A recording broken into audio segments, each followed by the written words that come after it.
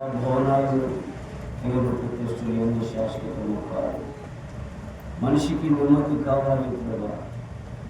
నెమ్మది లేకపోతే మనిషి అంతా పరిస్థితుల్లో ఉంటారు కదా.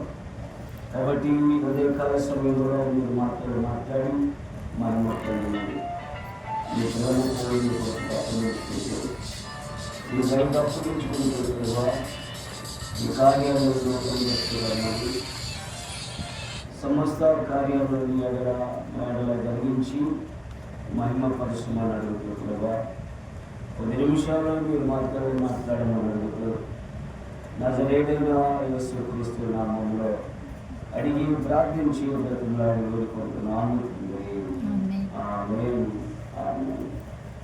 దేవుని వాక్యంలో ఒక మాటను చదువుకుంటాను. సామెతల గ్రంథము 1వ అధ్యాయము 33వ వాక్యాన్ని చదువుకుంటాను. సామెతల గ్రంథము దేవుని వాక్యము. దేవునికి విరోధముగా మనం ఏమీ చేయలేము. దేవుని కాదని మనము బ్రతకలేము. ఈ రోజు నాడు మనం దేవుని కాదని బ్రతకొచ్చు, కానీ రేపు ఇళ్ళలో ఏదో రోజు నాడు మనము దేవుని దగ్గరికి రావాల్సిన వారు ఉన్నాం. నీ ఆస్తి నీకు నెమ్మదలదు, నీ బలము నీకు నెమ్మదలదు, నీ భవనాలు నీకు నెమ్మదలదు, నీ బంధువులు స్నేహితులు నీకు నెమ్మదలదు. దేవుని వాక్యము ద్వారా నెమ్మది కలుగుతుంది. సామెతల గ్రంథము 1వ అధ్యాయము 33వ వాక్యాన్ని చదువుకుంటాం. నా ఉపదేశములు అంగీకరించేవాడు సురక్షితముగా నివసించు. వాడు కీడు వచ్చినను భయము లేక నెమ్మదిగా ఉండును. దేవునికి మహిమ కలుగుగాక. కీడు చేసేవాళ్ళు చాలా మంది ఉంటారు, నష్టపరిచేవాళ్ళు చాలా మంది ఉంటారు, అవమానపరిచేవాళ్ళు చాలా మంది ఉంటారు, మనము నాశనం అయిపోవాలని కోరుకునే వాళ్ళు చాలామంది ఉంటారు. అయినా దేవుని వద్దకు వస్తేనే వీటిని జయించగలుగుతాం. దేవుని వద్దకు రాకుండా మనం వీటిని జయించలేము. ఎందుకంటే భయంకరమైన మనుషుల మధ్యలో ఉన్నా కానీ మనకి కీడు రాదు.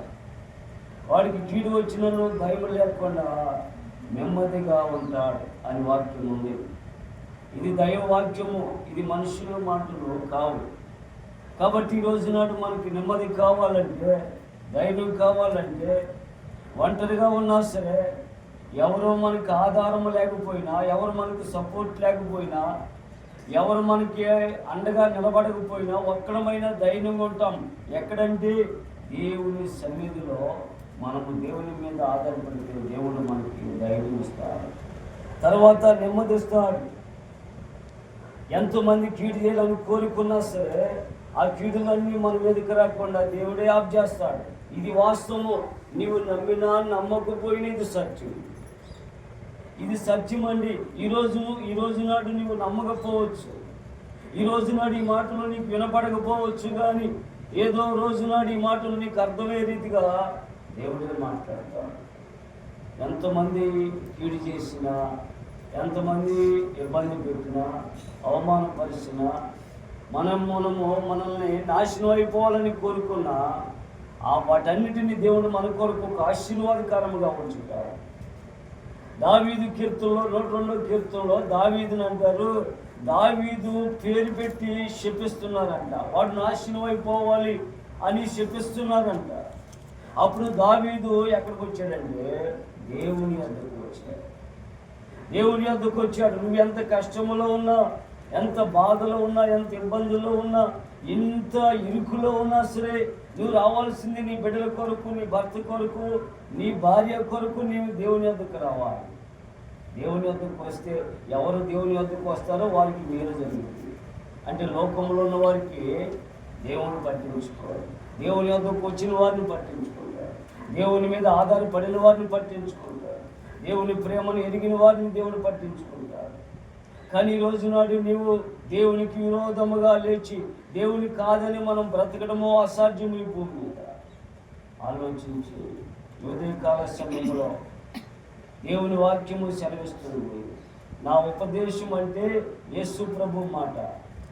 యేసు ప్రభు మాటను వింటే ఏ కీడు వచ్చినా, అపాయం వచ్చినా, ప్రమాదమే వచ్చినా, భయంకరమైన ఉపద్రవం మనం ఇంటి మీదకి వచ్చినా, ఏమొచ్చినా కానీ దేవుడు కాపుదల ఉంటే ఏది జరగదు, ఏమి అవదు. ఎంత ప్రమాదకరమైన స్థలం, ఎంత ప్రమాదకరమైనది మన ఇంట్లోకి వచ్చినా సరే ఇంత హాని జరగదండి. కారణం ఏంటి తెలుసా? నిన్ను కాపాడేవాడు కొనుకుడు, నిద్రపోడు. నిన్ను కాపాడేవాడు దేవుడు. నీ బిడ్డలను కాపాడేది దేవుడు, నీ పరిస్థితులను కాపాడేది దేవుడు, నీ భర్తను కాపాడేది దేవుడు, నీ ప్రాకారాలను కాపాడేది కూడా దేవుడే. కాబట్టి ఆయన మీద మనము ఆధారపడటం నేర్చుకోవాలి. మనుషుల మీద ఆధారపడకూడదండి, డబ్బు మీద ఆధారపడకూడదండి, మనకున్న హోదా మీద ఆధారపడకూడదండి, మనకున్న పలుకుబడి మీద ఆధారపడకూడదండి. దేవుని మీద ఆధారపడటం నేర్చుకోవాలి. దేవుని వైపు చూడటం నేర్చుకోవాలి. దేవుని వైపు చూసినప్పుడు మనము ధైర్యముగా ఉంటాం, నిబ్బరము కలిగి ఉంటాం. ఎంత పరిస్థితులు మన కంటి ముందు ఉన్నా సరే, మన దగ్గరికి వచ్చినా సరే మనం టచ్ చేయదండి. అది దేవుని కాపుదల ఉంటే ఎంత దూరం వెళ్ళినా సరే మనకేం కలుగుతుందంటే క్షేమమే కలుగుతుంది. కాబట్టి ఈ ఉదయకాల సమయంలో ఏ ప్రమాదంలో ఉన్నావో, ఏ కష్టంలో ఉన్నావో, ఏ ఇబ్బందుల్లో ఉన్నావో, ఏ పరిస్థితుల్లో ఉన్నావో, దేవుని కాపుదల నీకు ఉండాలని, దేవుని కాపుదల నీకు ఉండాలని, దేవుని మీద ఆధారపడటం వల్ల దేవుడు మనల్ని తప్పిస్తాడు. సొలొమోను భక్తుడు మాట్లాడుతున్నాడు, నా చుట్టూ ఎంతో మంది కీడు చేసేవాళ్ళు ఉన్నారు అంటున్నాడు. నా చుట్టూ ఎంతో మంది కీడు చేసేవాళ్ళు ఉన్నారు, నా చుట్టూ ఎంతో ప్రమాదకరమైన మనుషులు ఉన్నారు, ఎంతో భయంకరమైన విషపు మనుషుల మధ్యలో ఉన్నాను. కానీ నాకు కీడు చేయాలని అనుకున్నారు, కానీ ఆ కీడు నా ఎద్దుకు రాకుండా దేవుడు నాకు క్షేమాన్ని కలగజేశాడు అంటాడు. నీ ఇంటికి వచ్చే వాళ్ళందరూ నీ క్షేమాన్ని కోరేవారు, నీతో మాట్లాడేవారు నీ క్షేమాన్నితో మాట్లాడరు. నీ దగ్గర ఏదో లబ్ధిని చూసి మాట్లాడతారు, నీ దగ్గర డబ్బు ఉంటే మాట్లాడతారు, నీ దగ్గర అందం ఉంటే మాట్లాడతారు, నీ దగ్గర పలుకుబడి ఉంటే మాట్లాడతారు, నీ దగ్గర ఏదైనా లబ్ధి కొరకు మాట్లాడతారు, లబ్ధి కొరకు నిన్ను ప్రేమిస్తారు. కానీ నీ దగ్గరికి వచ్చే వాళ్ళందరూ నీ క్షేమాన్ని కోరేవారు మాత్రము కాదండి. దేవుడు ఒక్కడే నీ క్షేమాన్ని కోరేది, దేవుడు ఒక్కడే నీ క్షేమాన్ని కోరేది. కాబట్టి దేవుని మీద ఆధారపడటం నేర్చుకోవాలి, దేవుని వైపు చూడటం నేర్చుకోవాలి, దేవునితో నడవటం నేర్చుకోవాలి, దేవుని మీద ఆధారపడటం నేర్చుకోవాలి. అప్పుడు దేవుడు నీకు మేలు చేస్తాడు, ప్రతి కీడు నుండి, అపాయము నుండి నిన్ను తప్పిస్తాడు. ఇది వాస్తవము. కాబట్టి దేవుని వాక్యంలో నీకు నెమ్మది కావాలంటే, నీకు సమాధానము కావాలంటే, నీకు పరిస్థితుల్లో నీ జీవితంలో నెమ్మది రావాలంటే దేవుని వాక్యము నీ ఇంటిలో ఉండాలి, దేవుని వాక్యము నీతో ఉండాలి, దేవునితో నడవాలి. ఆయన చేసిన ఉపకారములు, ఆయన చేసిన మేలులు, ఆయన చేసిన ఉపకారములు దేనిని కూడా మరవకుండా ఆయన మీద మనము ఆధారపడుతూ ఉండాలి. కాబట్టి ఈరోజు మనం ఆలోచించాలి, దేవుని మీద ఆధారపడడం.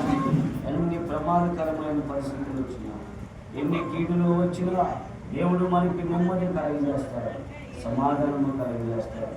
మన ఆలోచనలు దేవుని మీద పెడదాం, మన పరిస్థితులను దేవుని మీద పెడదాం, మన పరిస్థితులన్నింటినీ దేవుడికి అప్పగించుకుందాం.